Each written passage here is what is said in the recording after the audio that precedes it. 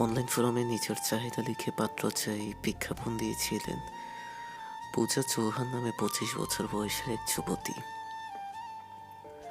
যুবতীর পোস্টে পরে উত্তর দিলেন স্বয়ং ধনকুবের মুকেশ আম্বানি। ছোট্ট এই পোস্টে মুকেশ আম্বানি বুঝিয়ে দিলেন কেন তিনি ভারতের সবচেয়ে ধনী ব্যক্তি। মুকেশ আম্বানি ও জনি পূজা চৌহানের সেই পোস্ট নিয়ে এখন জোর চর্চা অনলাইন দুনিয়ায়। কি রয়েছে পোস্টটিতে?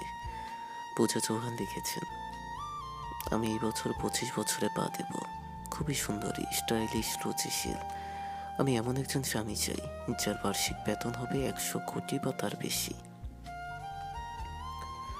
আপনি হয়তো বলবেন আমি একটু বেশি উচ্চাকাঙ্ক্ষী, কিন্তু বর্তমানে বার্ষিক 2 কোটি টাকা বেতন একেবারেই মধ্যবিত্তের মতো জীবনযাপন করতে হয়।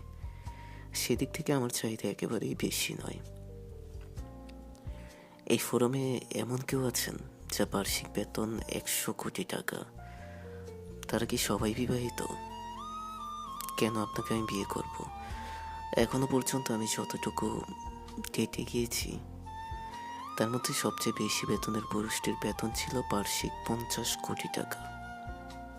অতএব আমি 50 কোটি টাকার পর থেকেই ভাবছি।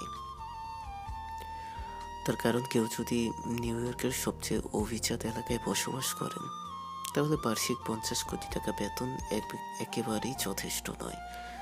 আমি কিছু প্রশ্ন করছি, কেন সব ধনী ব্যক্তিদের স্ত্রীরা দেখতে মোটামুটি মানের হয়? আমার কিছু বান্ধবী আছে, তারা দেখতে খুব একটা ভালো নয়, কিন্তু তাদের বিয়ে হয়েছে ধনী ব্যক্তিদের সঙ্গে। ধনী ব্যক্তিদের উদ্দেশ্য আমার প্রশ্ন, আপনি কি দেখে সিদ্ধান্ত নেন যে এই মহিলা আমার স্ত্রী হবেন আর ইনি গার্লফ্রেন্ড? এই ফোরামটিতে রিলায়েন্স ইন্ডাস্ট্রিজের কর্ণধার মুকেশ আম্বানি রয়েছেন। তিনি পোস্টে দেখে উত্তর দেন।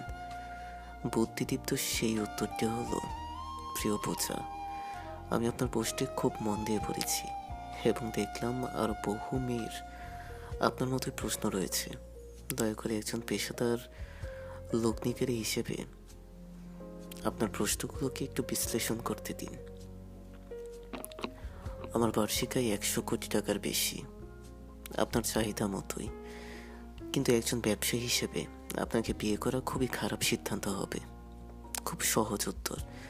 দেখুন, আপনি চাইছেন সৌন্দর্য টাকার বিনিময়, অর্থাৎ আপনাকে বিয়ে করলে একজন সুন্দর স্ত্রী পাওয়া যাবে, তার বদলে আপনি হবেন ধনী।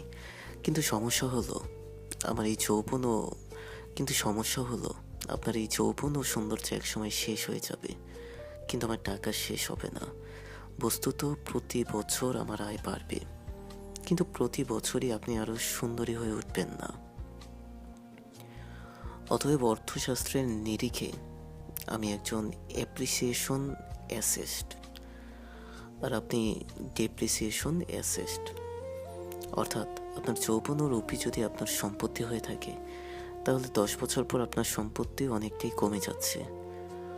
ওয়াল স্ট্রিটে একটি প্রবাদ আছে, প্রত্যেক ট্রেডিংয়ের একটি পজিশন থাকে। আপনার সঙ্গে ডেটিংয়ে একটা ডেটিং পজিশন।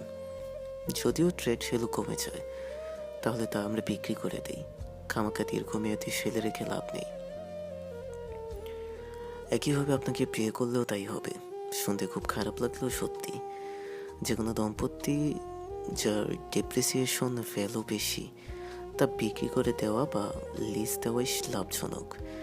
যে ব্যক্তির বার্ষিক আয় 100 কোটি টাকা সে নিশ্চয়ই বোকা নয়। ব্যবসায়ী দৃষ্টিভঙ্গিতে আপনার সঙ্গে ডেট করাই যায়, কিন্তু বিয়ে করা যায় না। অতএব কোনো ধনীকে বিয়ে করার স্বপ্ন আপনার না দেখাই বুদ্ধিমানের, বরং নিজে 100 কোটি টাকা আয় করার চেষ্টা করুন। কোনো ধনীকে বোকা বানানোর চেয়ে ভালো হবে। আশা করি এই উত্তরটি আপনাকে ভাবতে সাহায্য করবে। ধন্যবাদ।